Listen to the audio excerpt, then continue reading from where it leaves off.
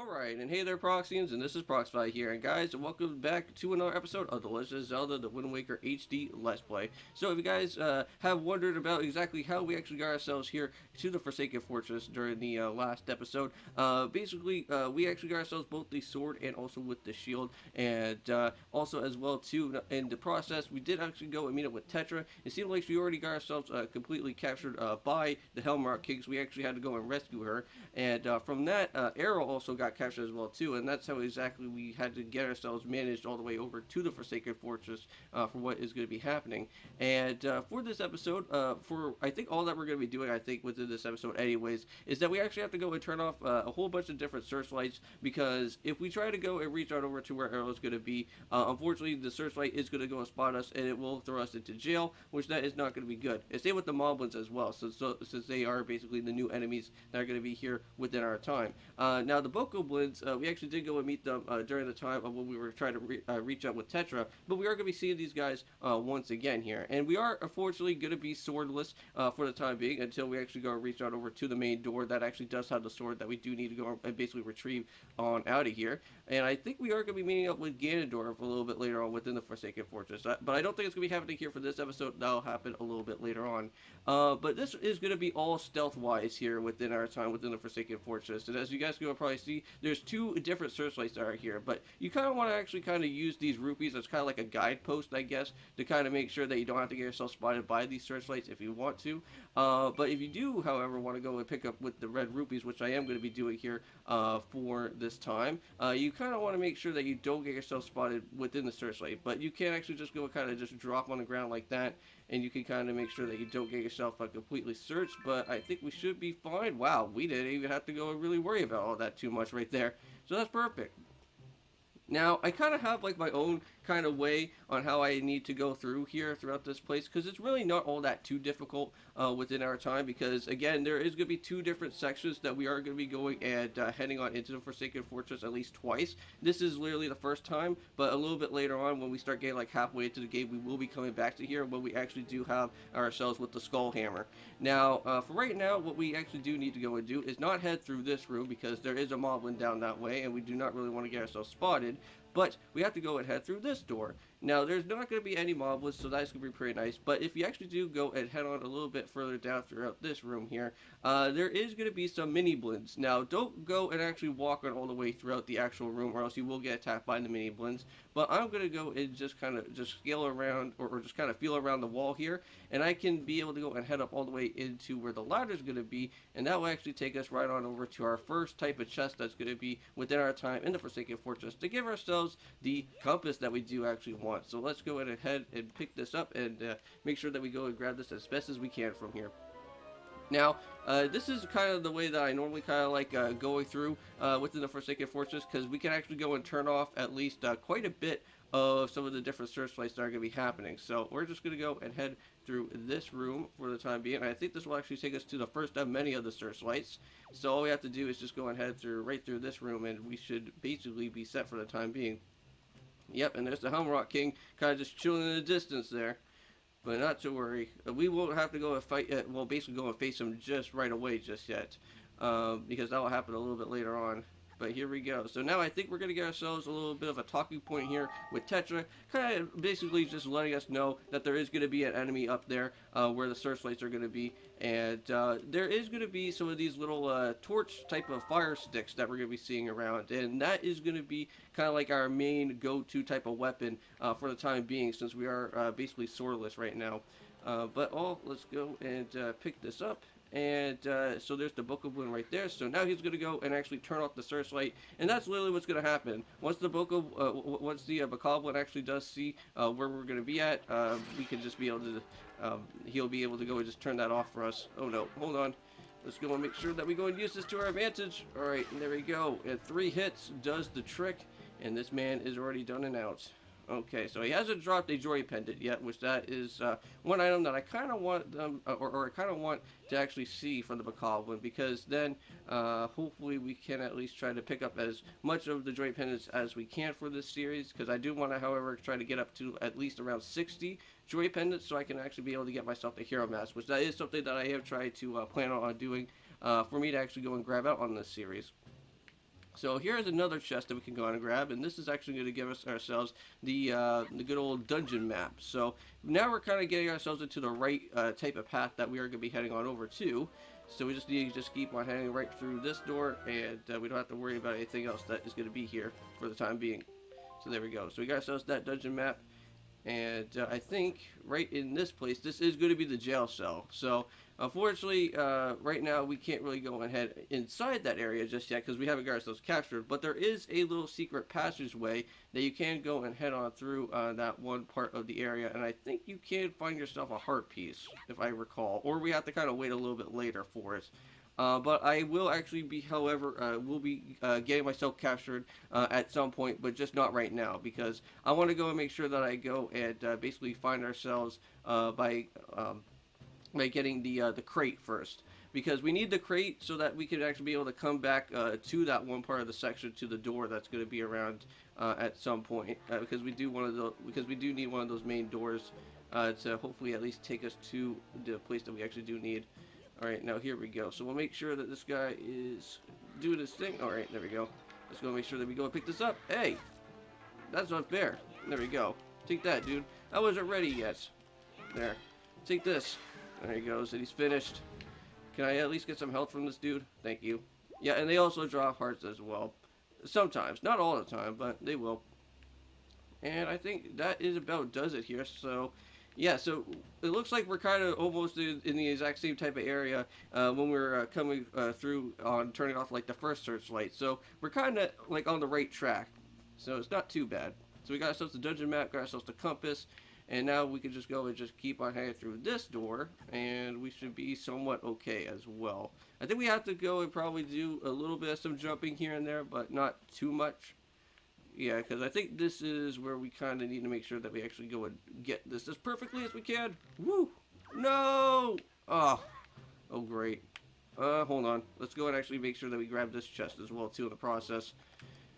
Now, I don't know if you guys could go and probably tell. Oh, nice. We got ourselves 10 yellow rupees. But I don't know if you guys could go and probably see that there. But there is a mob with security camera. And we have to be a little bit cautious about those guys. Because if we do get ourselves basically searched by those mob with security cameras, they are going to go and basically bring out some lasers, and that's not going to be fun at all. And you will actually get yourself quite a bit of damage from those guys. I think they do like half heart, I think, which that is not fun. But at least the good thing is that we don't have to really worry about the skull hammer for the time being, because we could just literally just go and reach all the way up to here without no problem, and no skull hammer. So there we go. So perfect. Finally reached on over to that way. And now we got ourselves a crate here. We don't have to really worry about this crate right now at the moment. I don't think so, because there's nothing really that kind of gears us towards with anything. But yeah, so we have to go and make sure that we follow where those seagulls are going to be. And Tetra did actually say something during the last episode that kind of gave us a little bit of a hint, is that we have to go and make sure that like if we ever do get to see any type of seagulls, those are kind of like our main objectives to actually go and see where that's going to take us to. So this is actually the correct room. This is actually the right room that we do have to go and be here for the time being. But now this room, I have to say, is literally the worst room, I think, by far within the Forsaken Fortress. Because these guys can become a major problem. And basically, when these two guys are literally both like combined together in like one little section here, which I think that's going to happen, you're going to have like a really hard time trying to walk around within this part. So you just have to just make sure that you just walk really, really, really slowly and just don't let these guys spot you out at all. I remember one time when I was actually doing the Let's Play series for Wind Waker for the first time, I actually got myself spotted at least like quite a bit of times within just this one room, because this room is pretty annoying. I think there's also another room that is kind of similar to this in the Forsaken Fortress, where I think there's actually 3 moblins, I think, instead of the 2 that are here. That can actually be a lot worse than what it has to be. Oh, ooh, okay. Yeah, we don't want to be walking any more than it has to be right now. It seems like both of these two guys are kind of just chilling around. So it seems like we're kind of good for the moment. I'm just going to keep on walking, keep on walking, keep on walking. Ah, don't spot me. Oh my god. No, why? Why would you have to go and walk into this direction? Just turn around, you annoying moblin. Alright, thank you. Alright, run, run, run. Get on out of there. I do not want to be in this section anymore. Oh God, go, go, run through the door. Okay, thank you. Oh, phew. Okay, so now we are in the clear. Now, there should at least be a crate at this point. Yes, that is right here. And now we can actually get ourselves spotted. And we can get ourselves thrown into jail at this point. Because this is where I actually kind of want to get myself captured by these moblins. Because I want to make sure that I get the other chest that's going to be here.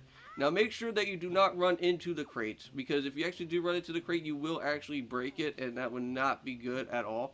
So just kind of make sure that you can at least kind of like just kind of push it right in that type of way there. Yeah, so we should be good. So now we can just go and climb all the way back up, and now we can go and figure out where these marbles are going to be. And I'm pretty certain, I think by this point, I think this crate is going to still be down there, unless if you decide to break it, but we should be good. So let's go ahead and head back to this door, which I think that should take us back to where we do need to be. So yeah, so there's that door again. And I'll show you what happens when we get ourselves caught by these moblins. Because they're going to like throw us right into it. So yeah, so he's going to basically, yep, we got our hands up. We've been captured. Ouch. Oh, well, that's not nice. Well, that's okay. Well, you know what? What we're going to do here is going to make the jump. Head up, right up into this section. And throw it. There you go. And now we can do a little bit some more crawling around. Now, I don't think we're all that too worried about traps here just yet. But yeah, when we're crawling around in these sections of Wind Waker, there is going to be some mice that are going to be happening at some point. Where there is going to be some trap doors that are going to be happening. And those are not going to be fun at all. But yeah, so now we can finally be able to go and head on out of there. And I thought there was actually going to be a switch somewhere here that could actually open up the door. But I think I'm probably thinking of Windfall, if I can remember correctly. But yeah, so now we're all the way back over here at this section again, and however, I think we actually do need this one, because I think this actually does give us the actual a heart piece. I think that is going to be here. So we'll have to make sure to go and pick up on this as quickly as we can. So we go and grab it on this. I think, is it going to be the heart piece? I'm pretty certain I think it is. Yep, we got ourselves our very first piece of heart. So it's a good idea that I actually did come down there. Alright guys, so I am back. So I just got myself captured once again by those annoying moblins. So I finally decided to actually go and head through a different way instead. So I'm going to go and head on over here. And we're going to go and see if I can actually grab it on the last bit of those searchlights. Because I think all we have to do is just go and make our way through this door. And I think we should be fine. And we should be able to go and turn off the last of the searchlights that are going to be going on. Now this one doesn't seem all that too bad. Alright, there we go. We made the jump, so that's perfect. Head on through this one. And I think this should take us back to the outer side once again. And this should take us right to the last and final one of these searchlights. So we are now basically able to go and turn off with these guys now. So let's go and head up here. Looks like there is a crate spot, so we can't really go and do that right now at the moment. But however, we can go up into this part though. And here we go, last moblin. Now this is going to be the one searchlight that you actually have to make sure that you actually do go and turn this one off. Because all the other searchlights are somewhat like okay, you don't really have to go and worry about all of them all that too much. But it is kind of recommended that you should kind of go and just turn off all of them just in case. But this is the main one that you kind of have to make sure to really go and watch out with. Because I think that is the one that actually gets you spotted if you try to sidle over to the to that one part of the onto the ledge. I think that's like literally right there, where I'm kind of pointing at there. So we have to be really careful about that. But let's go and make our way back to where those moblins were. Those where those double moblins were actually back at the one time. And I think all we have to do now is just head back through this section. And the moblins are not really all that too far away. So we're actually doing pretty good right now for what we're doing at the time being. So yep, just make this jump back on over to that way. And we should be good. I think all we have to do now is just head right through this room and we are totally set. Because this actually takes us right back to where those double moblins are. Now we have to go and be stealth mode Link again. Yep. It's stealth mode Link time. Oh god. Now, also too, if you actually do start trying to walk around, and you actually do see that there is going to be a mice around at some point, do not try and like even try to even walk where the mice is going to be, because the mice will knock off the barrel, and you will get yourself spotted by the actual moblin itself. So you have to be really careful when that actually does happen, because that has actually happened to me before, and I did not even realize that the mouse can actually do something like that, where it just like literally knocks the barrel off. But yeah, have to be really careful when that actually does happen. But we should at least be good now. Now we're literally halfway, so we're literally what, like 19 minutes in. But I am gonna cut like a few things out so that you guys don't have to worry about me having to go and do the whole entire length of that whole entire section all over again. But there is like one section that I will go and show you guys that I actually did go and get myself the heart piece for. So that is one thing that I am gonna go and show you guys about. But let's see. I have to be really careful with this part. There should at least be a barrel. Yeah. You want to make sure that you go and pick up on this barrel as best as you can, because if this guy spots you out, then that's going to become a problem. But just be very cautious here. Yeah, we do not want this guy to be sniffing around. Yeah, because if this dude start... Yeah, okay. Unfortunately, he's going to start sniffing, so now it's going to take us a little bit of some time for him to be done with that. Go, go, go, go, go. Just be very slowly. Just creep around the wall. Okay, and now we're good. Now, I think there could be another moblin that should be coming up around this part, but I'm just going to make sure to have the barrel with me just in case, because I want to make sure that we can at least just have a nice, good, peaceful time, make it over to the actual right and proper destination for what we need to do with right now. And I think we are at the 21-minute mark, so we're getting very close. It's almost about to be finishing off with this episode. So yeah, this is the part right here. Now, if you actually do get yourself spotted, there is going to be like some cannons and stuff, and it will spot you out, and that would not be fun. Now, this is actually a safe area to kind of get ourselves a little bit tutorial about how to actually do the sidling properly. So we don't have to be worried about all that too much, because there is some ladders that are down there, and I think you can actually go and use the crates if you wanted to, and you can actually go and return back to that same exact type of spot again if you wanted.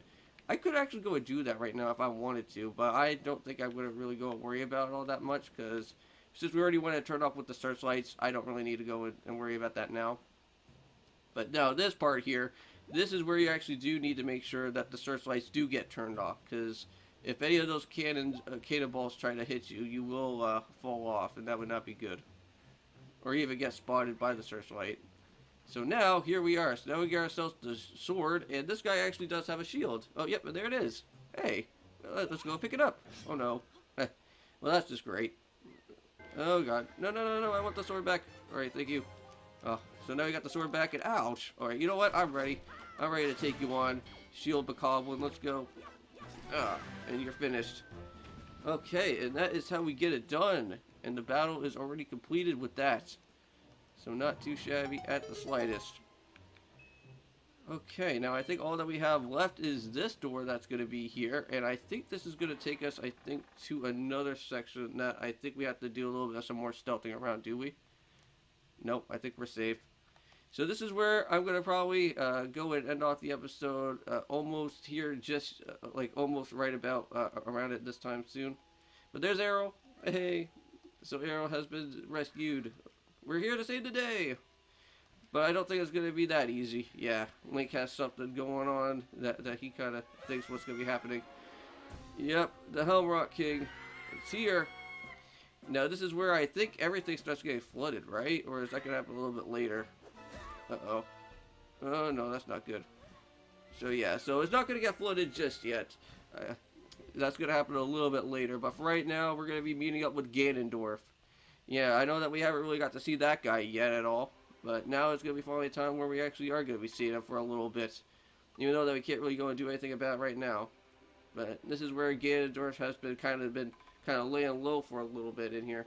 And there he is. I have to say, the design for Ganondorf here in this game actually does look pretty cool. And it's too bad that, like, unfortunately, like, even in, like, the Smash Brothers games, you don't really ever get to, like, see, like, the Toon type of side of, like, Ganondorf as like a different alternate design. Because, like, I kind of like how you have, like, the different alternate design where I think, like, in Peach, I think you can also go and play as Daisy, I think, in that game as well.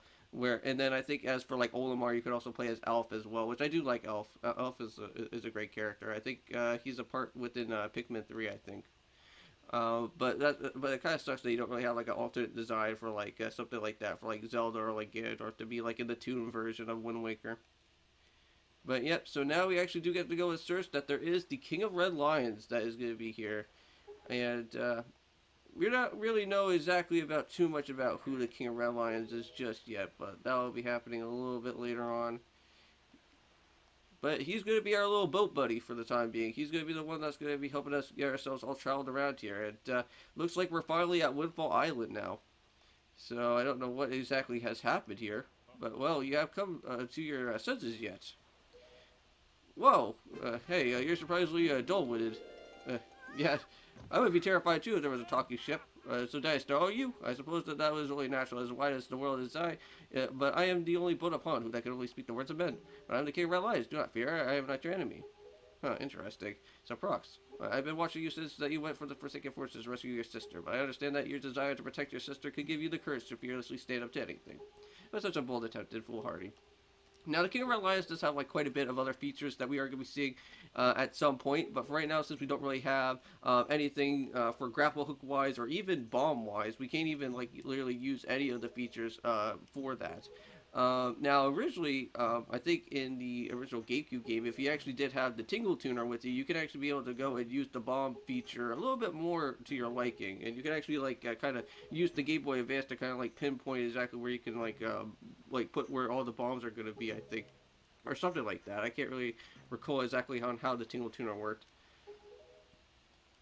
But this is actually a bit embarrassing for me, but to admit. But although I indeed a boat that possesses the power of speech, I possess no sail. But yeah, so without no sail, we can't even go anywhere. But the only one area that actually does have the sail, that is actually going to be here within Windfall. Now, here in Wind Waker HD, we actually have one of the best features, which I think the GameCube function does not actually have. And we actually have the speed sail, or the fast sail, I should actually, well, I think that's what it's actually known as. But the fast sail is something that is going to be really, really, really nice to have. And we can actually be able to go to all the different destinations, I think, much faster than it would have to be. Now, if I'm not mistaken, going from, like here from, like, Windfall to, like, Dragon Roost would normally take, like, almost about, like, maybe, like, a half an hour or so. But with the fast sail, you can literally go and reach on over to there within, like, almost about, like, maybe 15 or 20 minutes. So it kind of cuts it down, like, really well for where we actually have to go and do. But anyways, I'm going to go and end off this episode here for today. Thank you guys so much for watching. I'll see you guys in the next one. And, of course, peace.